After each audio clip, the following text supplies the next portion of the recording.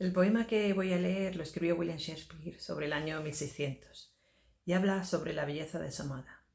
Y dice que mientras alguien lea estos versos, la belleza de su amada nunca morirá.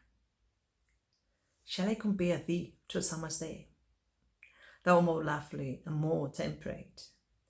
Rough winds do shake the darling buds of May, and summer sleets hath all too short a date. Sometime too hot the eye of heaven shines, and often in his gold complexion dimmed. And every fair from fair sometime declines, by chance of nature changing course untrimmed. But the eternal summer shall not fade, nor lose possession of that fair thou wast, nor shall death brag that wanders in his shade.